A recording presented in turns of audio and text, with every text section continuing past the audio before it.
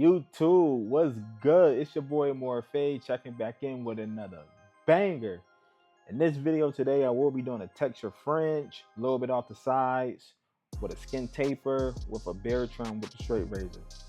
I really want to get in how to really keep the fringe area, how to keep that area looking a lot more fuller so the client won't look like he's thinning as bad. So I start by just combing out the hair in place, the way the hair wants to grow. Then we're going to jump right into the scissor cut. You always want to start by saturating the client's hair, drench them with water, man. Just make sure that the hair is wet as possible so you can have full control on the hair. Now I just come back with just water in my hands just to make sure that the hair is really saturated. And you can already see in the corners how bad my client is really thinning. It's just them little hairs that's right there that's really holding him up, man. So it's going to be really important for us to really keep that area full as possible. That's like our main concern. So now I'm just going to section out his fringe area, and I'm just going to make a straight line going straight across from his recession to his other recession. So I'm going to the right recession to the left recession, just making a straight line. And I'm just going to pull down all that hair on his fringe area. So now we don't want to cut that fringe area, but we do want to cut the length behind it. And he just want a little bit off. He say he don't want that much off. He just want a little bit. So that's what we're going to do. And we are going to point cut as well to add some texture. And we're just going to follow this guide going straight back. Now remember, when you are doing point cutting, your cuts is not going to be that even. They're going to be a little bit choppy, but that's what we want because we want texture. So it's just going to be looking a little bit rough. And notice how I'm staying away from the hair that I separated from his fringe area, because remember, we don't want to cut that. We want to keep as much length there as possible. So when we go ahead and start texturizing the hair and styling it up, you're going to see at the end of the haircut on why we did that. But that hair that's laying down on his fringe, that's the hair that's basically going to hide his corners. And you can see one bad mistake, man, on them corners, he's cooked. So now I'm going to comb all the hair down, and you can see when I comb the hair down how it just lays down and like cover the corners. So now I'm going to take the hair, and instead of pulling straight up and cutting, I'm going to pull the hair towards my mirror, because we want to keep as much length there as possible. And we just cutting all them little straggler hairs that's coming out. And now when I come in and just mess the hair up, it's kind of giving me an idea on how the hair is going to sit. And just to play everything super safe, I decided to come in and do a side part on each side, just so I can separate that fringe area. So we're going to take the part, we're going to go straight through. I'm going to come to his recession, go behind the ear, and I'm going to separate that piece right there. That piece is so important to separate because I'm saving the corners and I'm saving that fringe area. Now I'm just putting the comb flat onto my client's head just to see where his parietal at. And I threw on a 5 guard, and that is where I'm going to want the bolt to sit. And we're going to just take this 5 straight up the head and scoop right out.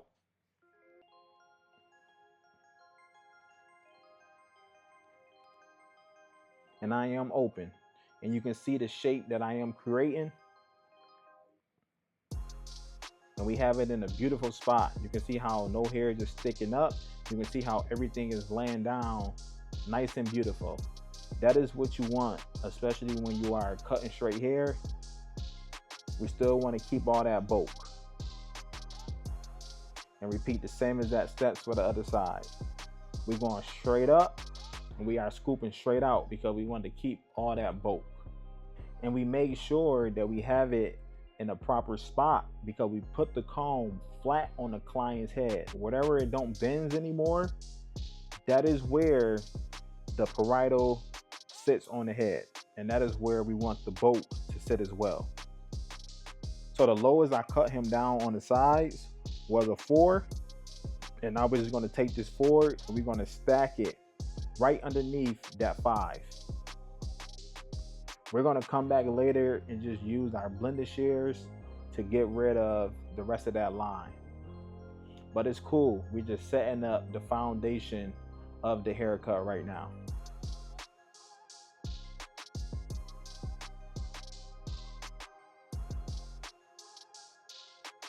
So all we focus on doing right now is just knocking the sides down to the 4. Remember, once you get a little bit closer to that bolt, you want to scoop right out. We don't want to create a line. So that's why we are scooping out once we start to get to the bolt.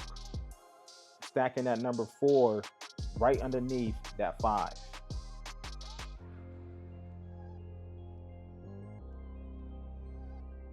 This cut about to be fire. So now we're going to come back with our blending shears, and now we are just about to blend out this line a little bit. Just soften it up. We still want the shape. We don't want to get rid of the shape. We just want to soften up that weight line a little bit.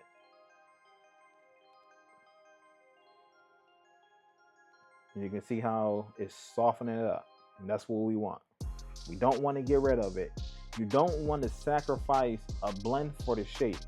You want to keep the shape and you want a blend, especially back here in his crown area. You know, we still want that. We want that shape. We don't want to get rid of the crown. You do not want to be a crown killer, man. Don't be a crown killer. Don't just be that barber that just take the 5 and just go straight up on the back of the head and get rid of the crown. Once that starts growing back in, that joint is just going to be spiking up, man. So just learn how to just keep the weight right there on the crown, and learn how to keep the weight on the side as well and blend right into it.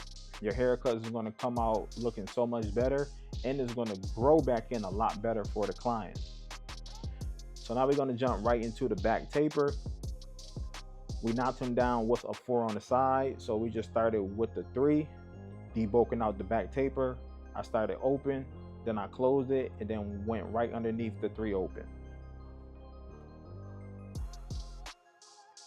Then we jump right down to the 2. We started off with the 2 open. We're going right underneath that 3, and we are scooping right out because we don't want to create a harsh guideline.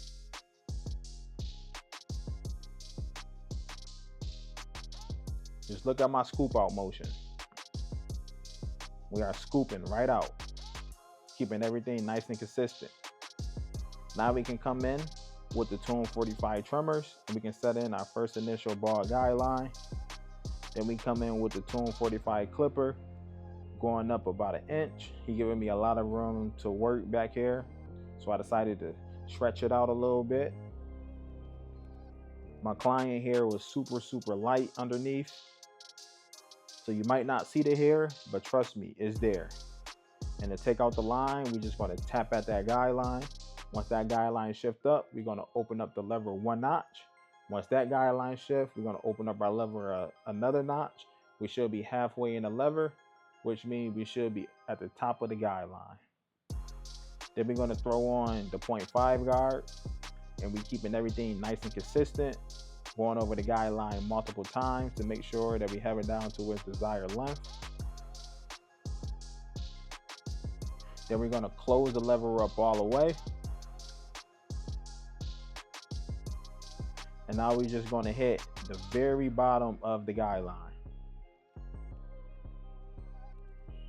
Every haircut that I do, no matter what fade it is, I always use the same exact system. Now we're going to take off the 0.5. We're going to come back with the no guard open to remove the rest of that line left over from the 0.5. If the line is not coming out, just do a little bit of lever play and open up your lever little by little until that line come out. Now we're going to throw on the one guard, and we are going to fade this right into that number 2 guard that we left off with. And you can see how the blend is starting to come together. And I am open. I'm going right up to the line and scooping right out. Now we're going to close the lever up all the way and repeat the same exact steps. We're just hitting that line.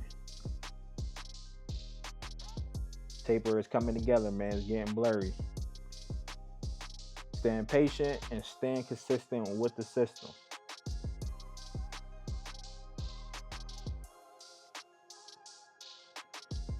His hair is definitely lighter and is definitely darker in certain areas. Now we're going to go to the side tape. We're going to throw on that 3 guard just to start debulking out the area. I'm coming right in with the 245 trimmers and just lining up that C-cup area. I just recently started lining up the C-cup first before I do my tapers. I kind of like controlling the darkness of the C-cup, and I really like controlling the blend. So lining up the C-cup first, it really helps me with them things. So if you guys are struggling with doing the tapers and then you go ahead and line up the C-cup and it's too light and you really can't see the line, try lining up the C-cup area first and then doing your taper. So now we're going to come in with no guard open, setting in our first initial guideline. And you can see how light my client hair is, but you can still see the line. So we're going to close the clipper up all the way, tap at that guideline. Once that guideline shifts up, you're going to open up your lever 1 notch. You're going to tap at that line. Once that line shifts up, you're going to open up your lever another notch. If your line is not out, just go back and repeat the same exact steps and your line should be completely faded out. Now we're going to come right to the 0.5, using the corners, going up about a 1/2 inch. Going over this guideline multiple times. Now we're going to close the lever up all the way. Continue using the corners and just want to attack that bottom guideline. Now we know that 0.5 is not going to remove this line. So we had to take off the guard and we had to come no guard open. Use the corner of the blade. Continue hitting the very bottom of that line. If the line is not coming out, just do a little bit of lever play and gradually open up your lever until that line come completely out. Don't rush the process, man. Enjoy the process. Stay consistent with your system and just be patient with the blend, and I promise you it will come together. Now we're going to throw on the 1 guard, and we are going to scoop right into the number 2 guard that we left off with. And we are open. I'm taking my time. I'm not doing no aggressive flicks. I'm just feathering right into that number 2 guard. Really trying to have a nice smooth transition. Then we're going to close it up all the way, and we're just going to hit the very bottom of the guideline. And you can see how the transition is starting to come together for me. Then we're going to jump right down to the 0.5, and we're going to get rid of the line that was left over from the 1 guard.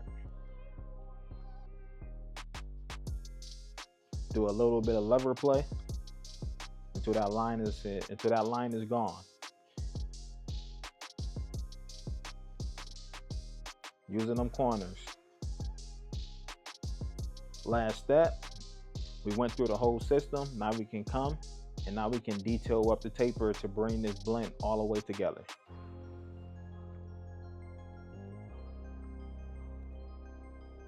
Just look how I'm using them corners, man. That thing blurry. Now Now we're gonna line up the neckline. His hair is super light, so you have to be very, very mindful when you are lining up, you know, clients that have this blonde hair, this dirty blonde hair, or that light blonde hair.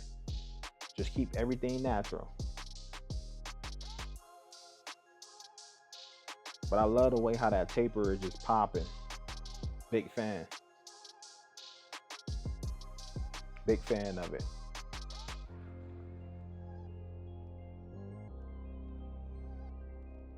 Big fan of that taper. It's blurry. We're gonna come back and we're gonna hit the C-cup area one more time.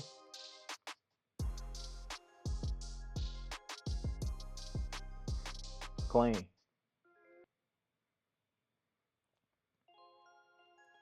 And let's repeat the same exact steps on the other side. Line up the C-cup area first. Really not focused on trying to make the C-cup really perfect right now. We're just trying to just set in the foundation of the line so we can just start on the taper. Ball him right out with the foil shaver.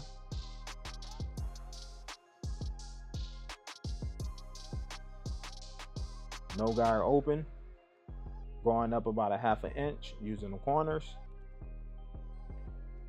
All the way closed, tap at the line, you're gonna see a shift. Open up the lever 1 notch, tap at that line, it's gonna shift. Open up another notch, you should be halfway in your lever and the line should be out. If it's not out, just go back and repeat the same exact steps. Then we're gonna throw on the 0.5, going up about another 1/2 inch. Still using them corners, brushing as we're cutting, cleaning off the canvas. Now we're gonna close the lever up all the way. Just hit the very bottom of the line. Now we know this 0.5 is not going to remove this line. So we come back, no guard open, using the corner of the blade, adjusting our lever as needed until that line come out. Bro, this system is dummy proof. It's dummy proof. Now we're gonna come back with the 1 guard, fading that right into the number 2. Taking our time. I believe my system is so easy to follow and so easy to do, man.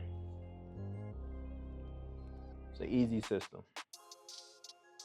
Especially when I was showing you guys on, not my most recent videos, because I'm showing y'all how to fade with the 1 guard and the 2. But my videos, my last 2 videos that I've been showing, that is showing you guys how to fade with the 1 guard and the 2 guard. But my videos before that, what I'm just showing you how to fade, which is 2 guards, which is the 1.5 and the 0.5. I feel that one is dummy proof as well. But people have been asking, they said, why don't you use the 1 guard? So I've been showing y'all how to use the 1 guard as well. I just prefer to use the 1.5 and the 0.5, but I think this one is a lot more safe, especially for newer barbers. So this way of fading is definitely a lot more safe for my newer barbers out there. But for my experienced barbers, man, that 1.5 and that 0.5, bro, that's pretty much all the guards you need. This blend is just about done. We're just doing some last minute, detail work, but we're gonna have to come back and detail out that taper a little bit. But for now, we're just gonna move on, line up the neckline.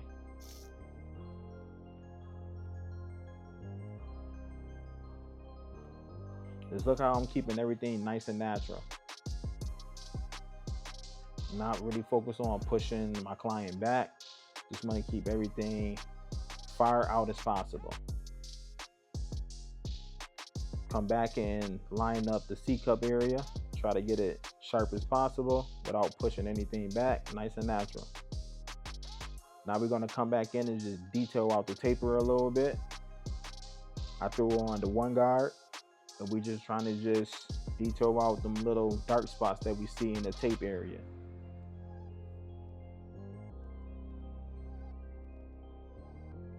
Trying to bring this taper all the way together. Now we're gonna use some Tune 45 shave gel. We're gonna rub the shave gel in the cheeks. Then we're gonna come in with the Tune 45 Turkish razor. I have the pink one, and I named it Pink Panther. As long as you got that razor angled at a 45-degree angle and you are stretching your client's skin, it's going to glide like butter. Promise you. Now we just removing all the hair on the cheeks, hitting that C-cup area. Now we're gonna come in and hit the line one more time. I always like to hit my lines at least 2 or 3 times to really give it that Krispy Kreme look. We want it crisp, man. We want them lines to be super sharp. Come to the other side and repeat the same exact steps. Make sure that I'm stretching the skin. Trying to keep the beard as high as possible, natural as possible. Getting rid of all the hair that's on the cheeks. Hitting that C-cup area.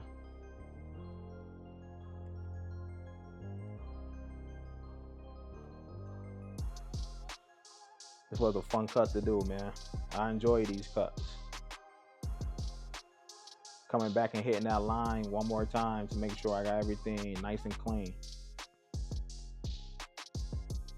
Then I'm gonna come back with just my razor and the comb, and I'm just about to just glide the razor right over the hair just to add a little bit more texture. Really trying to stay away from the corners where he's thinning at, and I'm using some sea salt spray. I wanted to diffuse his hair, but he did not want me to use a diffuser, man. So I just had to blow dry it regular. With the diffuser, man, it would have made it like nice and poofy, but he was afraid. I think he was afraid that the corners was gonna get exposed. But now that I'm coming back and styling it, you can see how, you know, it's still covering up the corners, man. So it don't look bad. You know, but if you was to do this haircut wrong and you was to cut way too much hair, you know, from his recession area, you would have cooked him. So that's why it's very important to section out the fringe area and just leave that and just cut the rest. And we definitely saved him, man. And look how he looking now, man. Come on, man. Look at that texture fringe. Come on, man. We saved that boy. But thanks everyone for watching. Don't forget to like, don't forget to comment, and don't forget to hit that subscribe button, man. It's your boy Morpheus, man. Checking out. See y'all on the next video. And don't cook my boy in the comments either. Cheers.